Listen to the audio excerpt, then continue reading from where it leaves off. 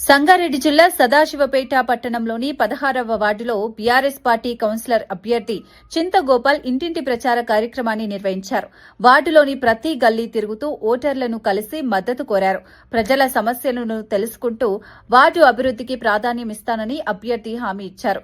ఈ సందర్భంగా చింతగోపాల్ మాట్లాడుతూ 16వ వార్డులో మౌలిక వసతుల మెరుగుదలే తన ప్రధాన లక్ష్యమని చెప్పారు.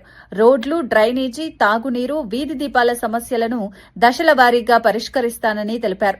ప్రజలతో నేరుగా మమేకమై పనిచేస్తూ వార్డు అభివృద్ధికి నిరంతరం కృషి చేస్తానని అన్నారు.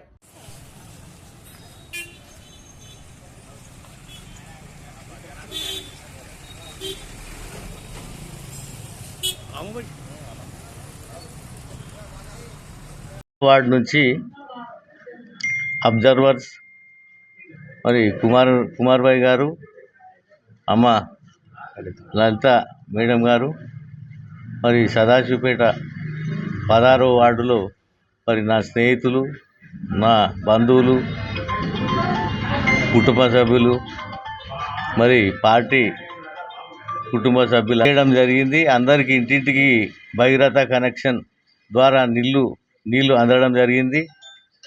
మరి ప్రతి కమ్యూనిటీకి కూడా కమ్యూనిటీ హాల్ కానీ, మరి ఇక్కడ డ్రైన్స్ కానీ, రోడ్స్ కానీ, మరి అన్నీ కూడా సమృద్ధిగా చేయడం జరిగింది.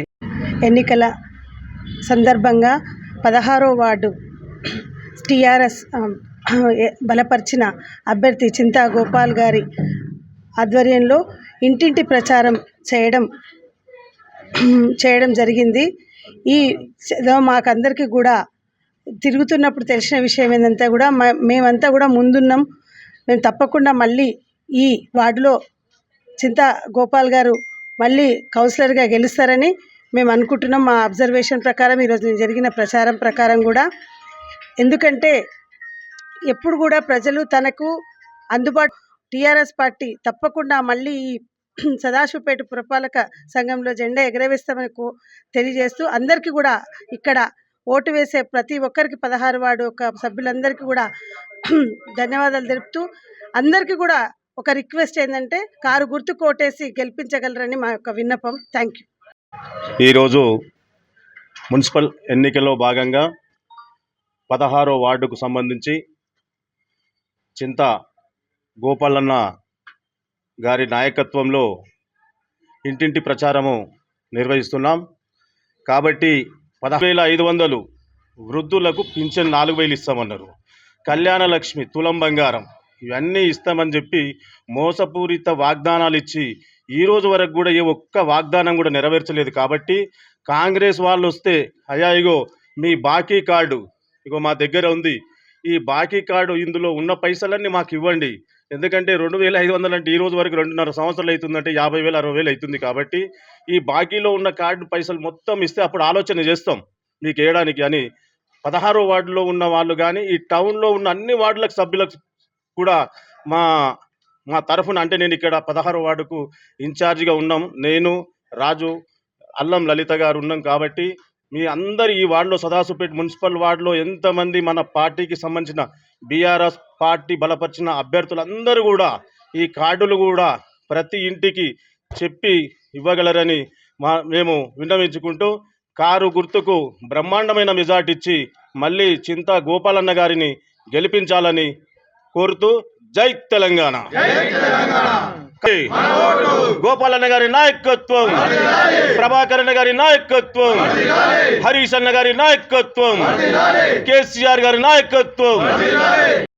का अब तक जब 2 बार जीत चुके हैं, वो जीतने का मतलब क्या रहता, 2 बार 3 बार कैंडिडेट बोले तो हर काम में आगे रहे तो कैंडिडेट जीत सकता, क्योंकि हम लोगों को कैनवेसिंग करने की भी ज़रूरत नहीं पड़ती यहाँ पर, फिर भी हम लोग कैनवेसिंग कर रहे, क्योंकि गोपालन्ना वो चीज़ है। ये वार्ड में, हमारे वार्ड में, वो हमारे घर के पास भी 5-6 प्रॉब्लम थे। नल का प्रॉब्लम था, रोड का प्रॉब्लम था, नालियाँ का प्रॉब्लम था, लाइट का प्रॉब्लम, ये सब कोई काम बाकी नहीं है। और अभी भी कुछ भी है तो अभी भी आधी रात को उन्होंने हमारा फ़ोन लिफ्ट करते, हर एक का फ़ोन लिफ्ट करते, सबको वेलकम बोलते, किसी को नाराज़ नहीं करते। उन्होंने जात गीत कुछ भी नहीं देखते, ये हिंदू मुस्लिम सिख ईसाई कोई मतलब नहीं है उनके पास। पूरा वो एक ही है उनके पास, मेरे वोटर से, मेरे कैंडिडेट वोटर से 16 नंबर वार्ड के। मैं उनको जो भी मेरे ऊपर भरोसा करके उन लोगों को वोट डाल रहे, उनका काम करना मेरा मतलब है, मेरा मकसद है पूरा। वो मकसद पे चलते उन्होंने, वो मकसद पे चलने के वजह से उन्होंने बम्पर मेजॉरिटी से जीतते, अभी भी बम्पर मेजॉरिटी से जीतते, इंशाल्लाह अभी भी जीत रहे उन्होंने। और उनको कोई प्रॉब्लम की ज़रूरत नहीं है, कोई यहाँ शिकायत नहीं है कोई वार्ड की उनके पास।